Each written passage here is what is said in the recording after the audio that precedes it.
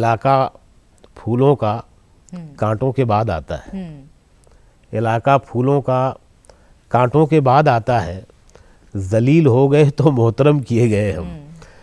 और ये हर फनकार का मुकद्दर है, बल्कि मैं समझता हूँ कि ये एक प्रोसेस है खुदा की तरफ से, ऊपर वाले की तरफ से एक ये प्रोसेस है कि किसी भी फनकार को जब वो बड़ा बनाना चाहता है जी, तो उसको इस प्रोसेस से गुजारता है। आदाब, नमस्कार, बहुत बहुत इस्तकबाल हमारे शो गुफ्तगू में।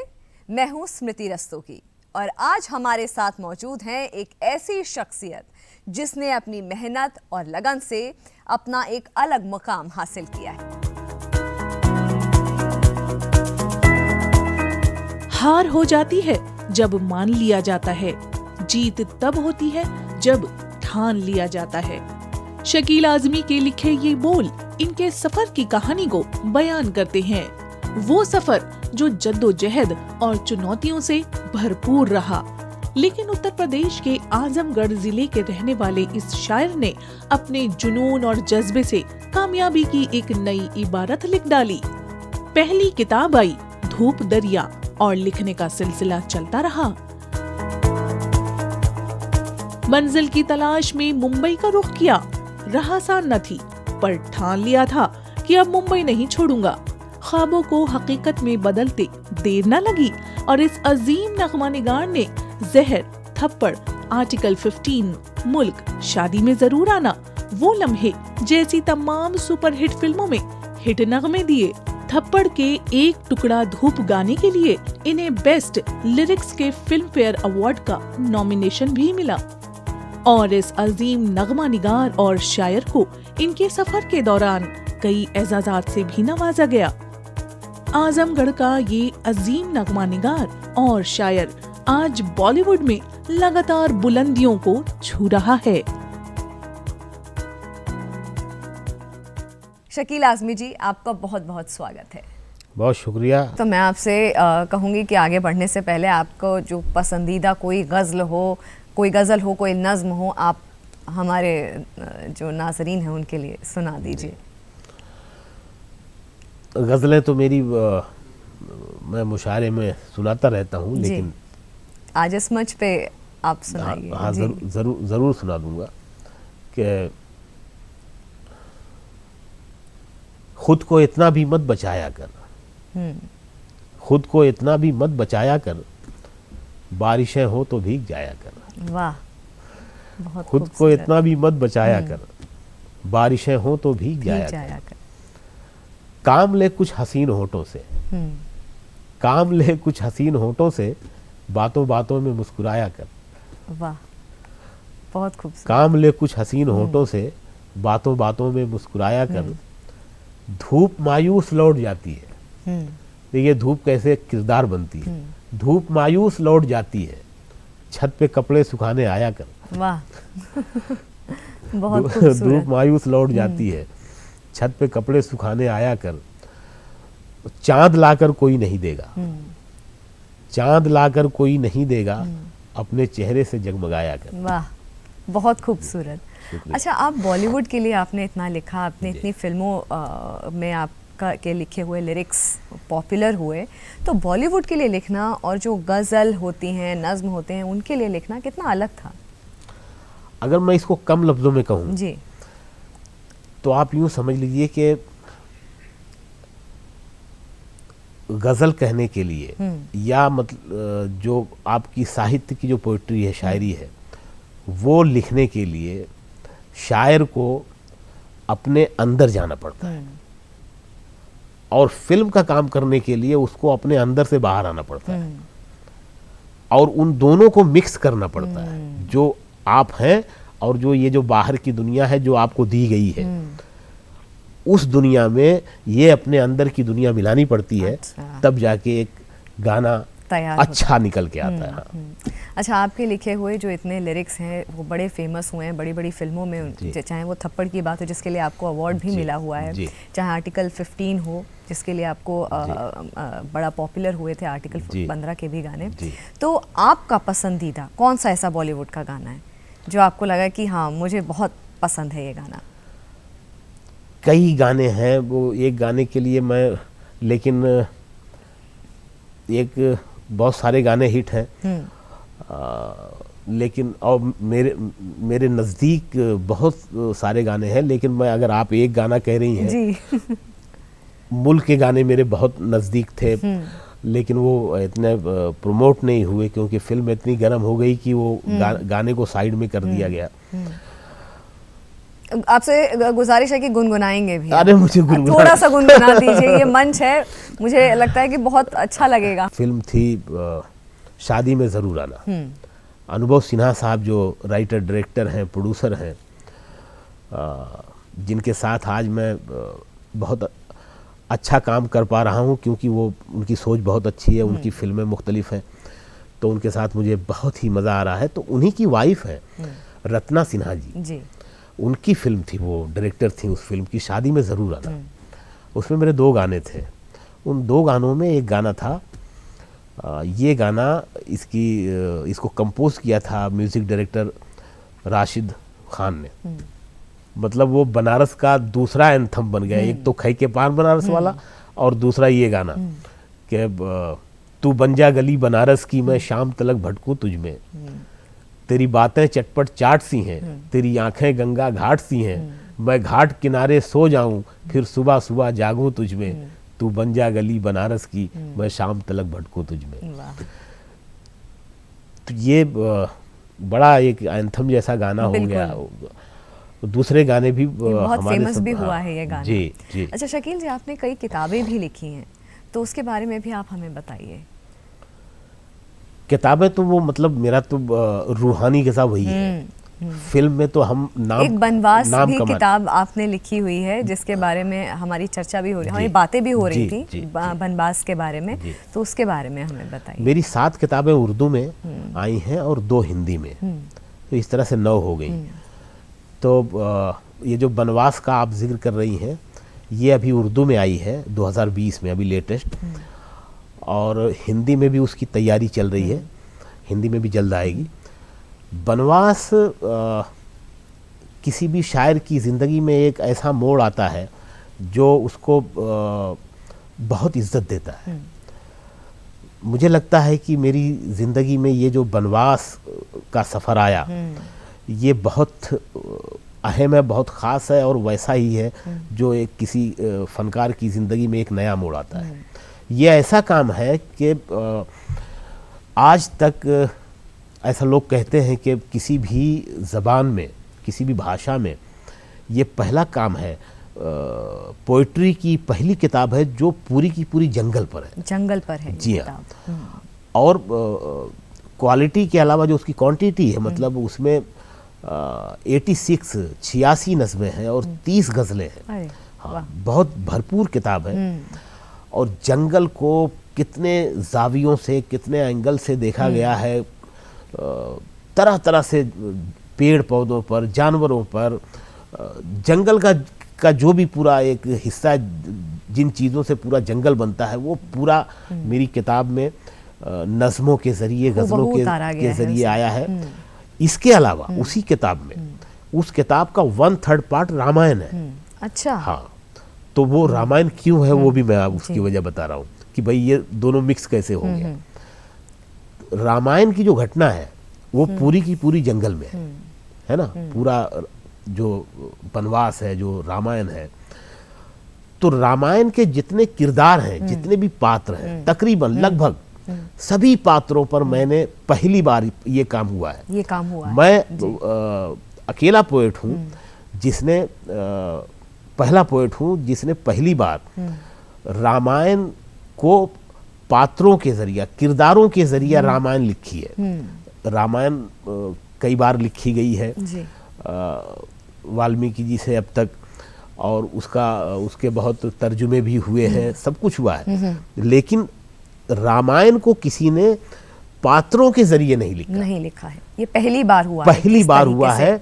सभी किरदारों पर मैंने नज़में लिखी हैं, किरदारों के जरिए वो रामायण लिखी है। जब मैं किरदार पे बात करता हूँ तो उसके आसपास की कहानी भी आती है, बिल्कुल है ना।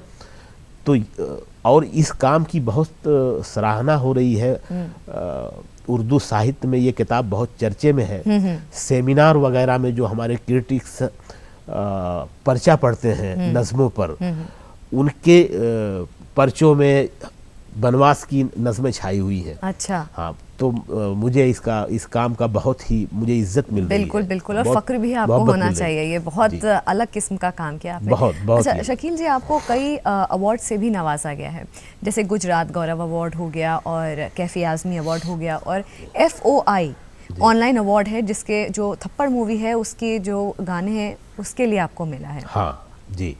तो ये जो इतना जो मोहब्बत है जो लोगों से मिलती है आपको आपके काम के लिए, तो कैसा लगता है? और कहीं अभी ऐसा लगता है कि कुछ करना इस सफ़र में बाकी रह गया है, बहुत कुछ करना है अभी? हाँ, ये हमेशा रहता है, और ये हर अच्छे फनकार की ज़िंदगी में ये होता है कि वो पूरा नहीं होता। हर काम कहीं ना कहीं से लगता है कम हो गया। ये तो एक सफ़र है। मैं एक गाने की बात करूं, क्योंकि गाना जो है जब रिलीज हो गया तो फिर आपके हाथ से निकल गया, है ना। शायरी है जो आपकी साहित्य की, उसमें आप चेंज करते रहते हैं। लेकिन एक गाना आपने लिख के दिया, वो प्रोसेस से गुजर के फिल्म में आ गया, रिलीज हो गया, फिर आप कुछ नहीं कर सकते। कई बार ऐसा लगता है कि यार इसमें ये जो लाइन है, ये लाइन यूं हो सकती थी, और हमें पछतावा होता है। तो बहुत कुछ बाकी है करने को। और मुझे लगता है जो आपने बोला, एक अच्छे फनकार की पहचान भी यही होती है। बिल्कुल, वो कभी पूरा नहीं होता। खुद ही अपने काम को क्रिटिसाइज करके उसको और बेहतर करने की कोशिश करें। यकीनन। और ये सफर कभी खत्म नहीं होता है। अगर वो मान ले कि मैं पूरा हो गया हूँ, या मैंने ये कर लिया, मैंने वो कर लिया, मैंने ये मिल गया मुझे, तो उसी दिन खत्म हो जाएगा। उसकी ख्वाहिशें मर जाएंगी, उसकी इच्छाएं मर जाएंगी, वो आगे नहीं बढ़ पाएगा। तो आप वो क्रिकेट की भाषा में हमारे क्रिकेटर कहते हैं ना कि वो मुझ में अभी बहुत क्रिकेट बाकी है, तो मुझ में अभी बहुत शायरी बाकी है। अच्छा शकील जी, जैसे आज के कंटेम्प्रेरी जो राइटर्स हैं, जो लिख रहे हैं, गज़लें लिख रहे हैं, शायरियाँ लिख रहे हैं, और जो हमारे ऐसे माइलस्टोन सेटर्स हैं जैसे कि साहिर लुधियानवी जी हो गए, कैफी आज़मी जी हो गए, तो जो काम है उसमें कितना फ़र्क है, और कितना जो आपको लगता है कि अभी ठीक रास्ते पे हैं जो कंटेम्प्रेरी राइटर्स हैं? असल में ये सब दौर की बात है। आप साहिर लुधियानवी साहब वगैरह का जो ज़माना है, उस ज़माने में अच्छे शायरों की भरमार है। उसके बाद भी हमारे जो मॉडर्निज्म पोइट्स हैं, जिसमें बशीर बद्र हैं, शहरयार हैं, निदा फाजली हैं, मोहम्मद अलवी हैं, ये 4 पिलर हैं मेरे दौर में जिनको मैंने देखा, जिनसे मेरे रिश्ते रहे, जिन्होंने मेरे ऊपर लिखा, जिन्होंने मेरी हौसला अफजाई की, मेरी शायरी की, जिन्होंने तारीफ़ की, मुझे मोहब्बत दी। तो इनके अलावा भी बहुत नाम हैं जिन्होंने बहुत अच्छा काम किया, लेकिन ये 4 इसलिए बड़े इतने हो गए और क्योंकि इन्होंने अलग काम किया और अच्छा काम किया। तो जैसे जैसे वक्त बदलता है, दौर बदलता है, सब कुछ बदलता है, ज़बान बदलती है, सोच बदलती है, जो समाज में हो रहा होता है वही तो शायर लिखता है, वही शायर पर बीतता है, जो उसके आसपास हो रहा होता है वही उसका तजर्बा होता है। तो आज ज़बान को लेके मुझे लगता है कि ये जो इंग्लिश मीडियम है, इसने हमारी जो हिंदुस्तानी ज़बानें हैं, इस पर बहुत असरअंदाज हुआ है। मतलब हम ठीक से उर्दू नहीं जानते, ठीक से हिंदी नहीं जानते, अंग्रेज़ी के चक्कर में। तो इसका एक नुकसान ये भी है कि हमारी जो हिंदुस्तानी ज़बानें हैं, ये कहीं ना कहीं हमारे अंदर कमज़ोर हुई हैं। हम पूरी तरह से हमारी गिरफ्त में नहीं है। तो जब ज़बान महदूद, अल्फाज महदूद हो जाते हैं तो बहुत सारे अल्फाज से आप इज्तनाब करते हैं। अब देखिए इज्तनाब कोई भी मुझे बताना पड़ेगा, आप उसको छोड़ देते हैं, उससे परहेज़ करते हैं, आप वो अल्फाज इस्तेमाल करना चाहते हैं जो आम चलन में, बोल चाल में हो, ताकि आप जो लिख रहे हैं, आप जो कह रहे हैं वो सुनने वाले की समझ में आ जाए, आसान हो।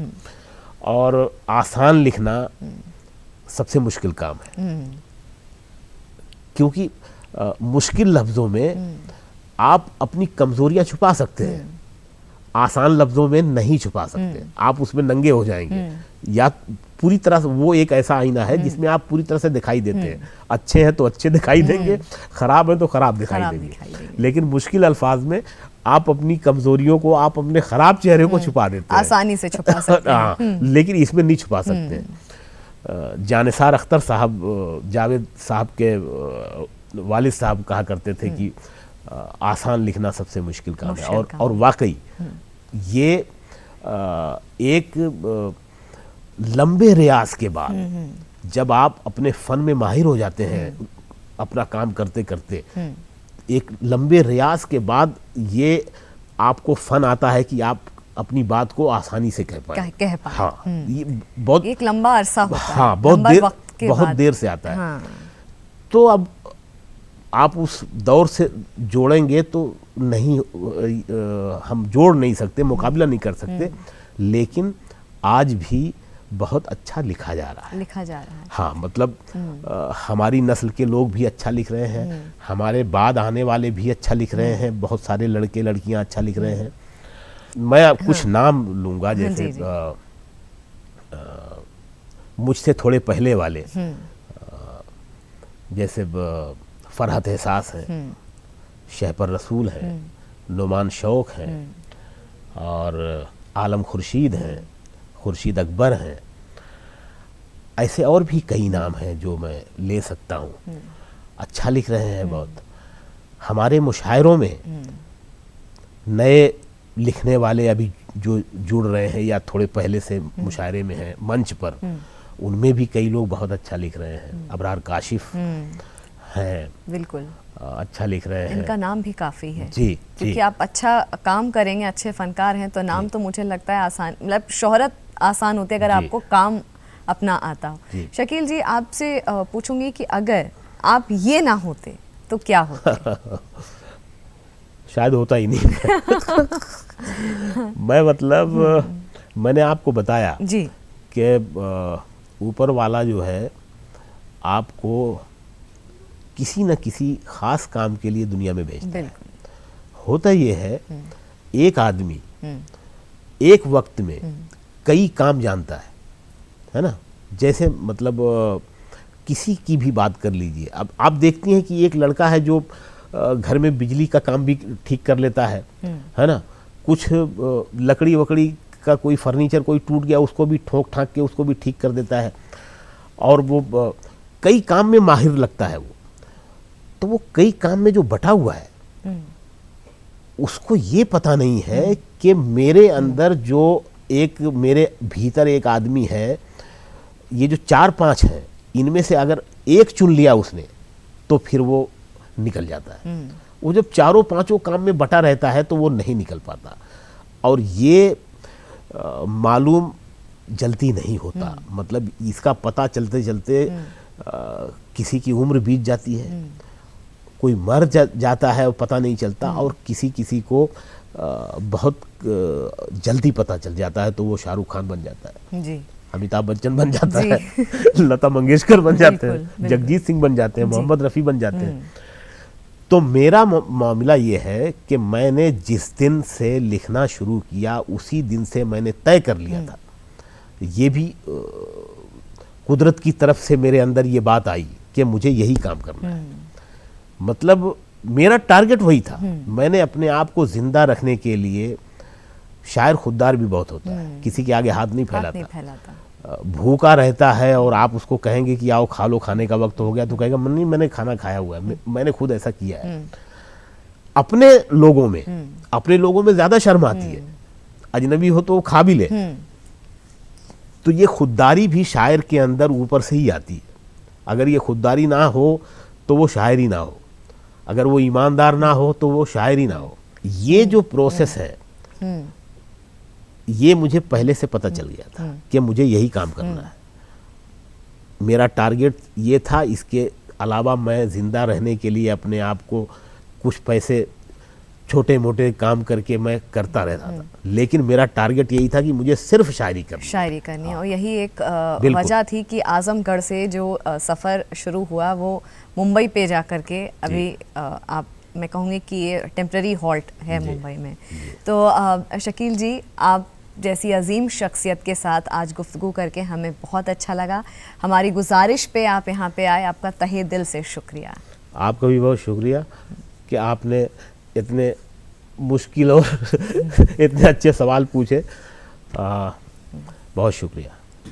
गुफ्तगू में फ़िलहाल इतना ही। अगले हफ्ते हम फिर होंगे हाजिर एक नई शख्सियत के साथ। तब तक के लिए दीजिए इजाज़त। आदाब।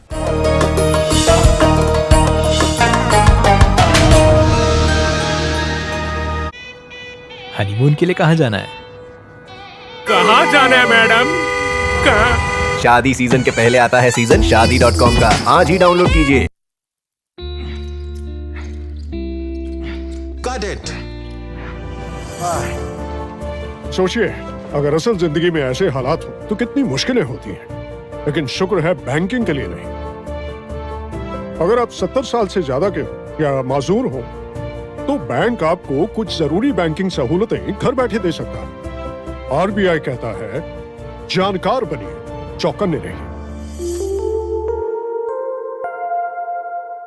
हर भारतीय ने ठाना है देश को विकास के चरम पर ले जाना है, और देश की इस विकास यात्रा में अहम भूमिका निभाता है हमारा आयकर भुगतान, जिसका एक महत्वपूर्ण अंग है टीडीएस स्टेटमेंट की ई फाइलिंग, जो हमारे फिजिकल और सोशल इंफ्रास्ट्रक्चर को बनाने में मदद करता है। इसलिए सभी टैक्स डिडक्टर्स 31 दिसंबर 2021 को समाप्त तिमाही के लिए 31 जनवरी 2022 तक टीडीएस विवरण ई फाइल करें। 200 रूपए प्रतिदिन के लेट फीस और 1 लाख रुपए तक के जुर्माने से बचने के लिए अंतिम तिथि 31 जनवरी 2022 से पहले अपना टीडीएस विवरण दर्ज करें। सभी टैक्स डिडक्टर्स को www.tdscpc.gov.in पर खुद को पंजीकृत करना अनिवार्य है। अधिक जानकारी के लिए www.tdscpc.gov.in या www.incometax.gov.in पर लॉग ऑन करें। आयकर विभाग द्वारा जनहित में जारी। कैसा लग रहा है मैडम? फेशियल कैसा लग रहा है? शादी के पहले आता है सीजन शादी.com का। आज ही डाउनलोड कीजिए। हनीमून के लिए कहाँ जाना है? कहाँ जाना है मैडम? कहाँ? शादी सीजन के पहले आता है सीजन शादी.com का। आज ही डाउनलोड कीजिए।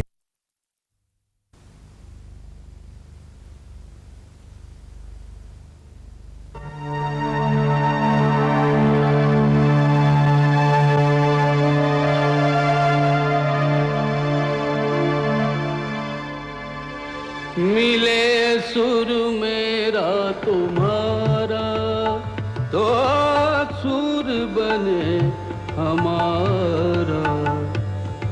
सुर की नदियाँ हर दिशा से बह के सागर में मिले, बादलों का रूप लेकर बरसे हल्के हल्के। मिले सुर मेरा तुम्हारा तो सुर बने हमारा। मिले सुर मेरा तुम्हारा।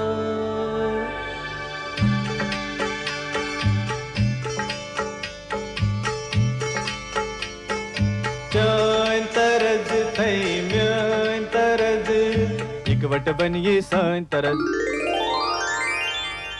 तेरा सुर मिले मेरे सुर दे नाल, मिलके बने एक नवा सुरताल।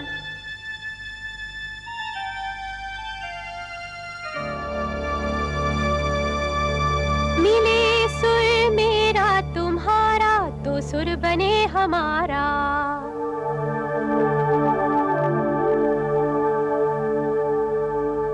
मुंहिंजो सुर तुंहिंजे सां प्यारा मिले जॾहिं, गीत असां जो मधुर तरानो बणे तॾहिं। सुर का दरिया बह के सागर में मिले, बदला दा रूप लखे बरसन होले होले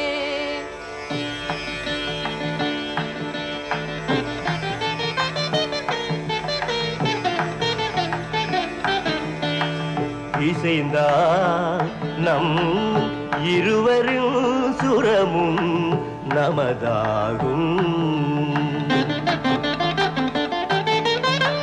திசை வேறானாலும் ஆழிசேர் ஆறுகள் முகிலாய் மழையாய் பொழிவது போல் இசை நம் இசை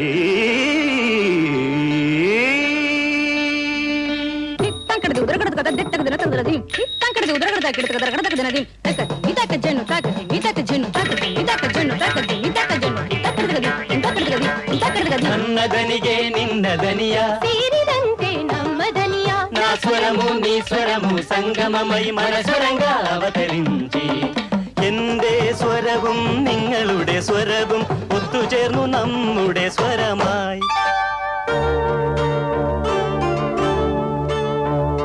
তোমার সুর মোদের সুর সৃষ্টি করু কই সুর তোমার সুর মোদের সুর সৃষ্টি করু কই সুর সৃষ্টি হোক ওই কোতান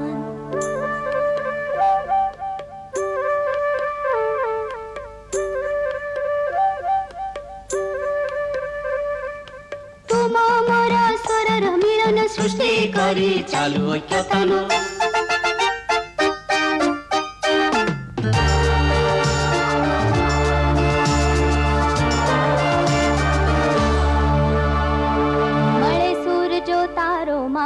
બને આપણો સૂર નિરાળો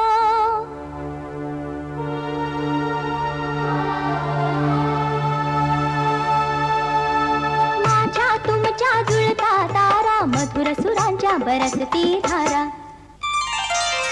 सुर की नदियाँ हर दिशा से बहके सागर में मिले बादलों का रूप लेके बरसे हल्के हल्के ओ मिले सुर मेरा तुम्हारा मिले सुर मेरा तुम्हारा ओ सुर बने हमारा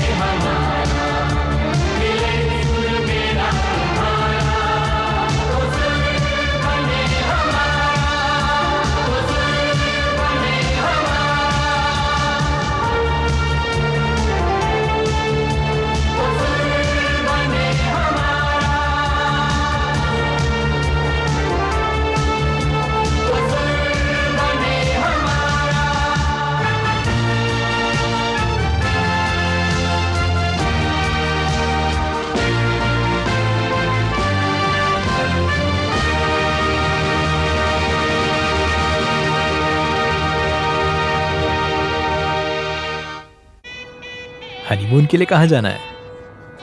कहाँ जाना है मैडम? कहाँ? शादी सीजन के पहले आता है सीजन शादी.com का। आज ही डाउनलोड कीजिए। हर भारतीय ने ठाना है देश को विकास के चरम पर ले जाना है और देश की इस विकास यात्रा में अहम भूमिका निभाता है हमारा आयकर भुगतान, जिसका एक महत्वपूर्ण अंग है टीडीएस स्टेटमेंट की ई फाइलिंग, जो हमारे फिजिकल और सोशल इंफ्रास्ट्रक्चर को बनाने में मदद करता है। इसलिए सभी टैक्स डिडक्टर्स 31 दिसंबर 2021 को समाप्त तिमाही के लिए 31 जनवरी 2022 तक टीडीएस विवरण ई फाइल करें। 200 रूपए प्रतिदिन के लेट फीस और 1 लाख रुपए तक के जुर्माने से बचने के लिए अंतिम तिथि 31 जनवरी 2022 से पहले अपना टीडीएस विवरण दर्ज करें। सभी टैक्स डिडक्टर्स को www.tdscpc.gov.in पर खुद को पंजीकृत करना अनिवार्य है। अधिक जानकारी के लिए www.tdscpc.gov.in या www.incometax.gov.in पर लॉग ऑन करें। आयकर विभाग द्वारा जनहित में जारी।